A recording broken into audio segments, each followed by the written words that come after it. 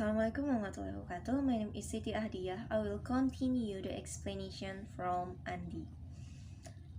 The topic is about style, register, and belief.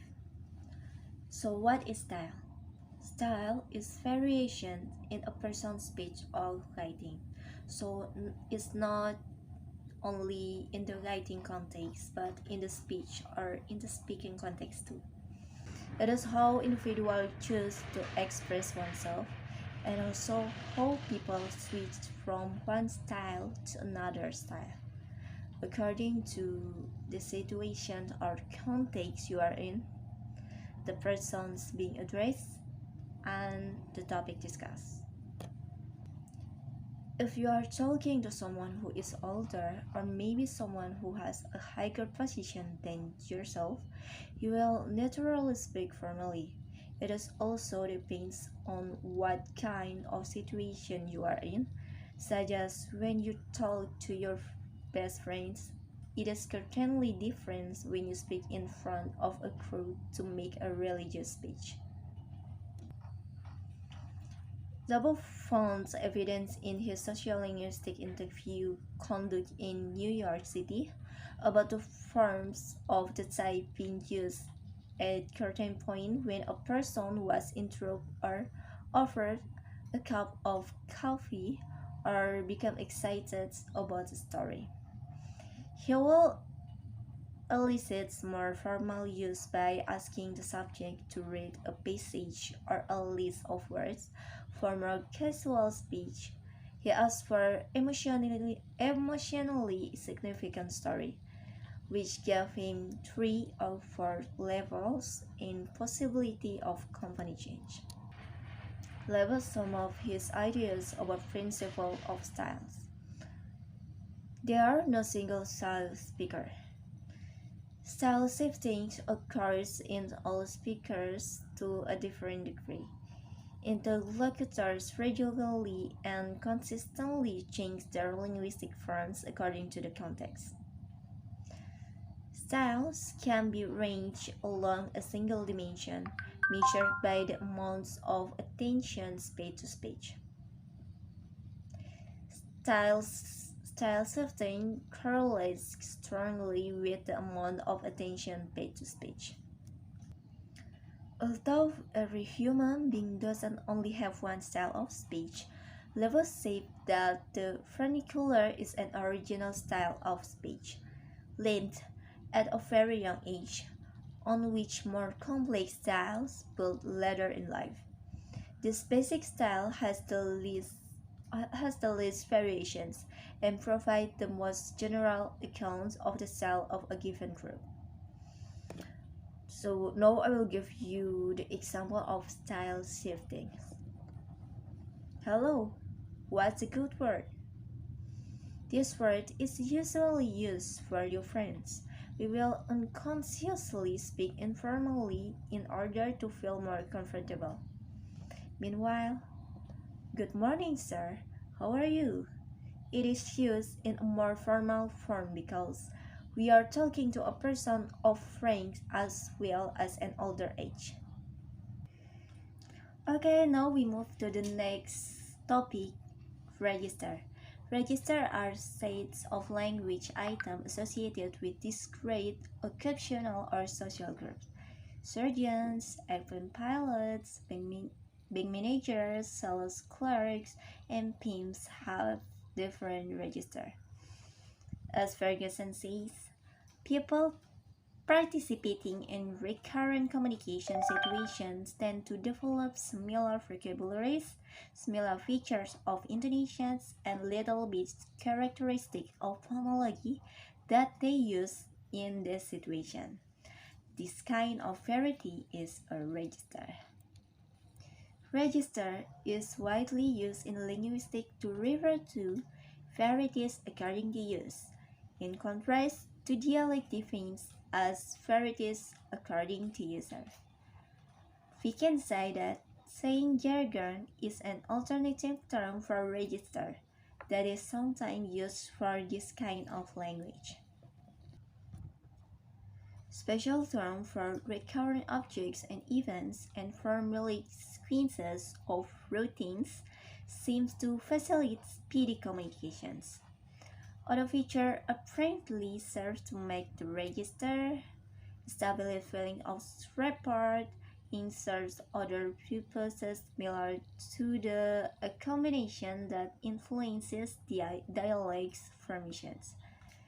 There is no syntax taking the strong tendency for individuals and communicators to develop register variations along many dimensions. Of course, one person may control a variety of register.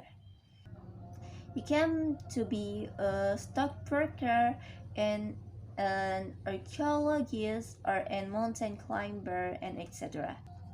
Its registers help you to express your identity at a specific time or place. Example, how you seek to present yourself to dialects, style, and register differences are literally independent. You can talk casually about mountain climbing in a local variety of a language. There are factors affecting register use. The first one is whether written or spoken as informal or formal. The second is literal variety and colloquial variety. And the third is kind of subject matter, cycle, setting, and occasions of language activity. And the functions of register is there is a strong tendency among individuals and co-communicators to develop register variations along many dimensions. One person can control a variety of registers, and each register helps one express his identity at specific time and place. You may be judged to speak better or worse than another speaker who have the same background as you. There seems to be some subtle bias into the way people tend to judge dialect.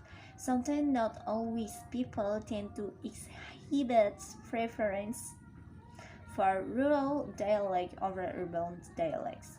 Sometimes the notion of better and worse solidifies into those of correctness and incorrectness. Okay, now we move to the next discussions. It's about belief. Belief is system of ideas or ideology. Some people believe that certain language is lack of grammar. We can speak English with the action that French is more logical than English, that parents teach their children to speak, that primitive language exists, that English is degenerating and language standards are slipping, that pronunciation should be based on spelling, and so on.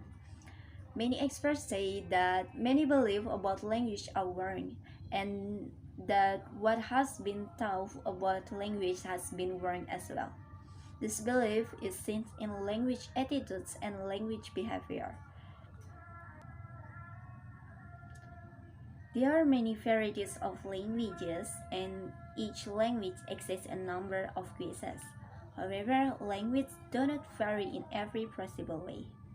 Then, how to classify someone from a certain place, a member of a certain social class, a representative of a specific profession, a social climber, and so on. One way to do this is to see relatively few cues. For example, the presence or absence of certain linguistic features. If you must learn to use both linguistic feature X, for the example, ings ending on verbs, such as sleeping, walking, reading, writing, and so on, and linguistic feature Y, for the example, in endings on verbs, such as walking, reading, and so on, and how to use them in different professions in situations A, B, C, and so on. What does that tell us about innate human abilities and the human capacity for learning? No, that's not. Each of us may have productive control over only a very few varieties of a language. We can usually comprehend many more varieties and relate all of these to the concept of a single language. That is, our respective linguistics ability is much greater than our productive linguistic ability. So I think this is enough for me. Assalamualaikum warahmatullahi wabarakatuh.